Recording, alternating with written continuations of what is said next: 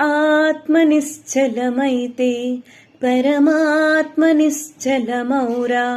ఏంటి ఇట్లా పాడుతున్నాను అనుకుంటున్నారా? ఒక కామన్ క్వశ్చన్ అయితే ఎప్పుడు వస్తుందండి నాకు హారోస్కోప్ రీడింగ్స్ లో.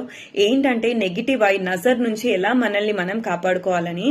సో ఈ పాట ద్వారా ఏంటంటే మన ఆత్మ నిశ్చలంగా ఉంటే మనలో ఉన్న పరమాత్మ కూడా అంతే నిశ్చలంగా ఉంటాడండి. ప్రతి మనిషిలో ఒక పరమాత్మ ఉంటాడు. సో మీ పరమాత్మ నిశ్చలంగా ఉండాలంటే మీరు మీ దినచర్య అనేది ప్రాపర్ గా చూసుకోవాలి. దేవుడి పట్ల ఆరాధన, మంత్ర చాంటింగ్ అండ్ మన దినచర్యలో మన కర్మలు ఎలా చేస్తున్నాం, గుడ్ కర్మాస్ బ్యాడ్ కర్మాస్ అనేది కొంచెం చూసుకుని ఉండాలి.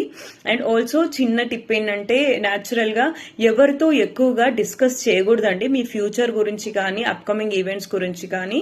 ఇది చేస్తున్నా కూడా నాకు ఇంకా నెగిటివ్ అయి ప్రాబ్లం అవుతుంది అంటే నెక్స్ట్ రీల్ ని ఫాలో అయిపోండి. Thank you.